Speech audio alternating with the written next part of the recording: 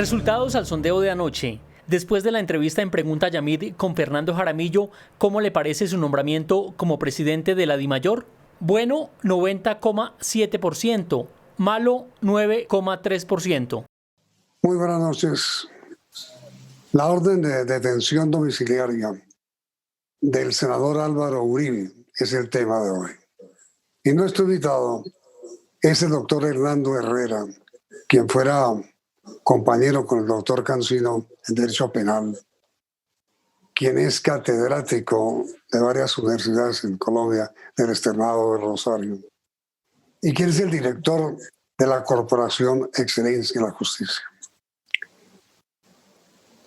En la invitación que agradezco hace que usted haya aceptado, doctor Herrera, no es para hablar del fallo, sino de lo que viene.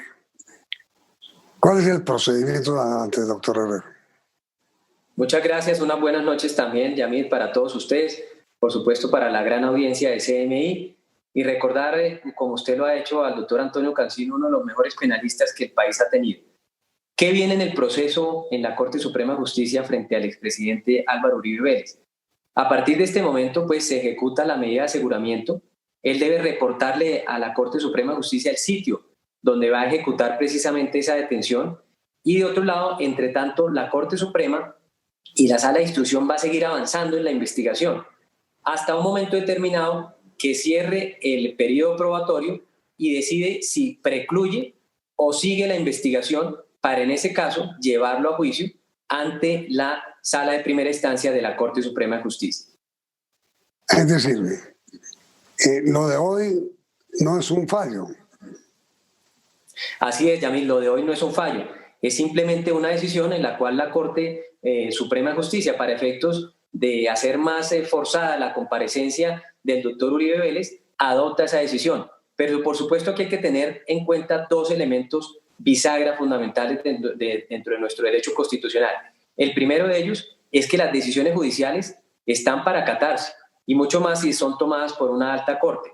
Pero de otro lado también eso supone o presupone una contrapartida, y es que se protejan las garantías procesales que tiene cualquier sindicado, como lo es en este momento el doctor Uribe, y por tanto la presunción de inocencia y el debido proceso son imperativos. Ahora, todo parece indicar que los testimonios recibidos por la Corte en relación con la supuesta intervención del senador Álvaro Uribe en la creación de un bloque metro que se llamaba de paramilitares en la hacienda Huacharaco, fue el origen o es el origen de esta medida de aseguramiento, ¿no es cierto? Sí, este proceso tiene, digamos, un proceso espejo. Recordemos que es muy importante también señalar que inicialmente se presentó una denuncia del hoy senador Álvaro Uribe Vélez en contra del senador Iván Cepeda. Y después eso se revertió, y también pues conoce ahorita la Corte Suprema de una denuncia del doctor Iván Cepeda en contra del doctor Uribe Vélez. En ese sentido, pues como bien se señala, esta sala, la Sala de Instrucción, ha encontrado de manera unánime que hay elementos de juicio para seguir al pendiente y adelantando esa investigación, sin que eso quiera decir que se pueda presuponer un fallo condenatorio. Eso simplemente es una etapa preliminar dentro del proceso penal. Y habitualmente, ¿cuánto demora esa ejecución, esa detención domiciliaria? ¿Cuánto tiempo habitualmente demora? Uno podría pensar, Yamil, que por el principio de favorabilidad que rige el sistema penal se debe aplicar la ley 1760, que implica precisamente unos máximos de tiempo para que se pueda surtir esa investigación y para que también dure la medida de aseguramiento, y es más o menos de un año. ¿Un año? Sí, podría ser un año, obviamente un año máximo. Lo que esperamos es que la Corte Suprema de Justicia esté al pendiente de llevar a cabo de manera eficiente esta investigación, por supuesto en el sentido que corresponda. Pero, a ver, ¿por qué razón la Corte tomó la decisión de ordenar la detención domiciliaria del doctor Uribe? Quiero decir, no digamos, por el sistema probatorio, por el acoplamiento de pruebas que tienen, pero uno supone que ni el doctor Uribe se va a fugar, ni se va a ir del país, ni se va a esconder. ¿Qué pudo haber conducido a la Corte a dictar la medida de aseguramiento? Uno podría tener en cuenta, Yamil, diferentes escenarios que están a la mano dentro del derecho penal para adoptar esa decisión. Uno, precisamente el que se mencionaba, la posibilidad de fuga. Yo coincido con usted, en este caso no existiría. El otro, que corriera peligro las víctimas, tampoco lo creería. Y el otro, que puede ser de pronto eventualmente pertinente y que la Corte Suprema pudo haber tenido en cuenta, es el que no se derive una perturbación de la investigación.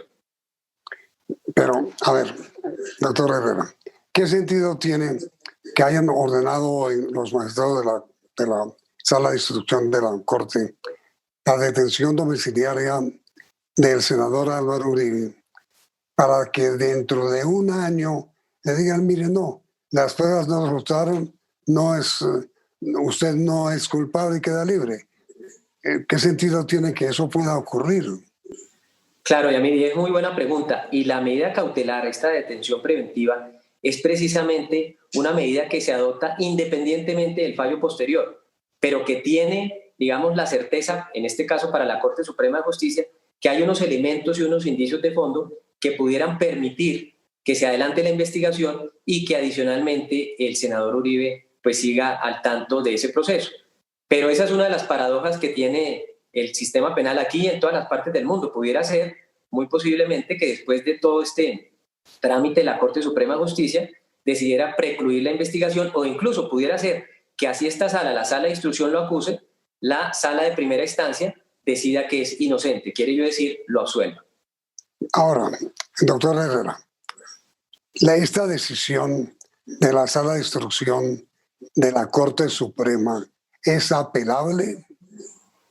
Mire, Yamil, que hay una discusión bien interesante que tienen los penalistas en este momento, porque este es un evento inédito. De manera reciente podemos decir que en la historia del país podemos contar más de 70 años hasta que otro presidente o expresidente hubiera sido juzgado, como por ejemplo aconteció con Gustavo Rojas Pinilla, como aconteció en el siglo XIX con el general Mosquera por una eventual irregular compra ilícita de unos buques. Y este es un evento absolutamente inédito y precursor.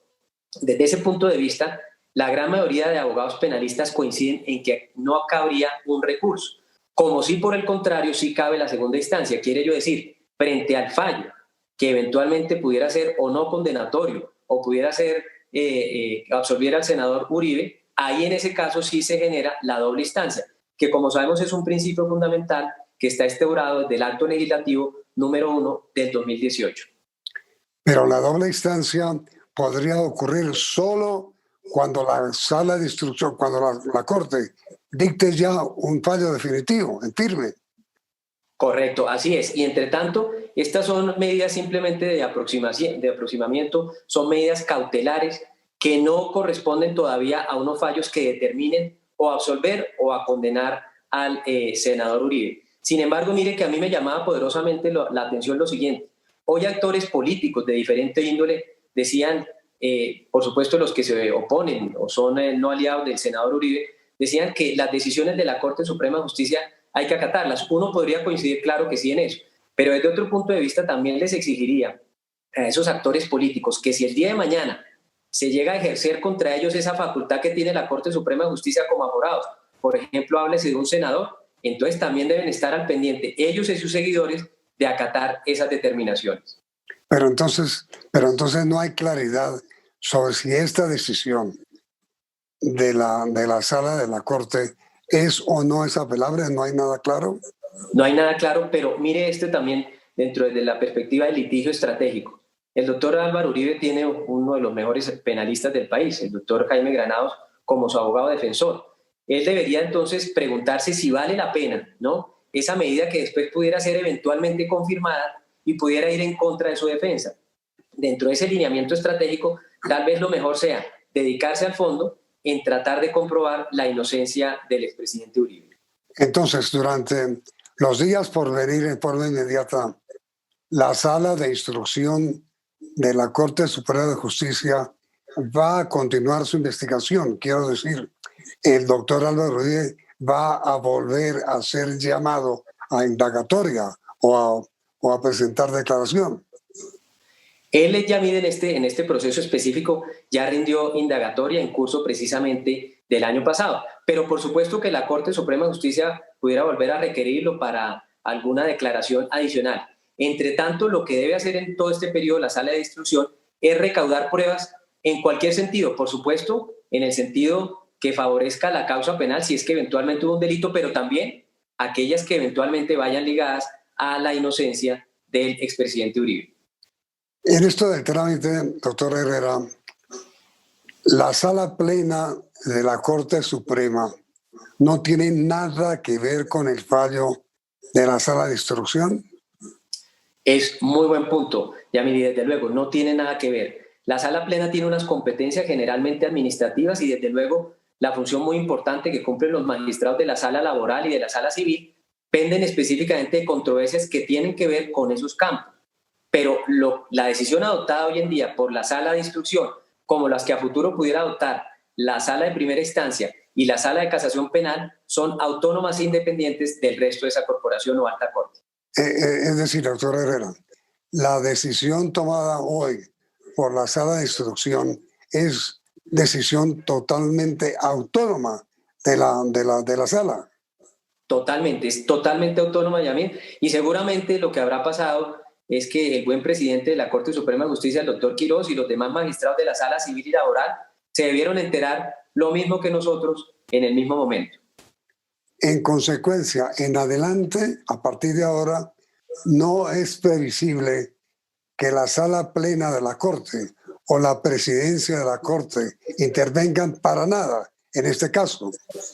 Totalmente de acuerdo, tiene competencias absolutamente exclusivas, excluyentes y que no pueden interferir en las funciones que tiene propiamente dicha la jurisdicción penal para los aforados, que está aquí contemplada bajo ese principio de doble instancia por la Sala de Primera Instancia y por la Sala de Casación Penal. A partir de ahora, la Sala de Instrucción tiene un tiempo que la misma Sala decidirá sobre cuándo resuelve la suerte final del doctor Álvaro Uribe. Así es, ya me tiene que venir un elemento fundamental que es la calificación.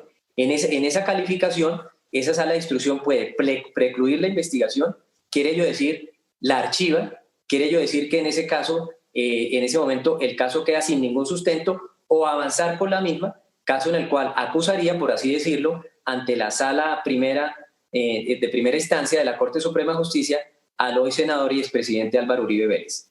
Pero entonces, mire, doctor Herrera, la Sala de Instrucción, al terminar su periodo, antes de terminar su investigación, debe decir si precluye o se acusa. Acusa ante la Sala de Primera Instancia, pero no dicta sentencia. Exactamente, eso es una muy buena precisión, Yamil, y es totalmente certera. Es decir, esta sala lo único que hace es llenar el acopio instructivo o probatorio para llevárselo a hacerle la tarea, por así decirlo, a esa sala, que es la sala, como usted muy bien ha indicado, de primera instancia. Y la sala es la que dice si es hallado culpable, dicta sentencia. Exactamente, ahí sí existiría una sentencia que en términos cotidianos, para no involucrarnos en la entelequia jurídica, es un fallo o condenatorio o que absuelve. Esa sala de primera instancia la integran ¿cuántos magistrados, doctor Herrera? Perfecto, esa sala está compuesta esencialmente por 6 magistrados. Tiene la misma composición de la Sala de Instrucción. La Sala de Instrucción, también recordemos, está compuesta por 6 magistrados, pero también usted hablaba de una decisión 5-0. Alguien dirá, bueno, ¿y por qué no se produjo ese otro voto? No se produjo porque una de las magistradas, la doctora Cristina Lombana, había sido recusada. Sus compañeros eventualmente encontraron que se reunían los requisitos para ello y por eso solamente la sala está hoy en día integrada por 5 magistrados. ¿Usted calcula que cuál podría, o sabe, que cuál podría ser la sentencia si es culpable? ¿A qué lo podrían condenar, mejor dicho? El delito que se le está imputando, Yamil, es el delito de manipulación de testigos. La pena que esencialmente podría imponerse estaría alrededor de los 2 a los 4 años. No, eso depende obviamente de unos elementos de acreditación y obviamente también si se presentan o no agravantes. Y eso es muy importante tenerlo en cuenta, pero en todo caso, lo que eso genera, independientemente de que sea una sentencia que genere una condena en tiempo breve, genera una inhabilidad, porque en Colombia las personas que hayan sido condenadas por delitos comunes, ordinarios, dolosos y no culposos, no pueden volver a ocupar un cargo público. Pues bueno, doctor Rivera, muchísimas gracias por esta instrucción que nos ha dado a todos nosotros. Ha sido usted muy amable y estamos muy agradecidos. El agradecido soy yo y una muy buena noche. Yamid, un abrazo especial para usted y para todos los televidentes de CMI.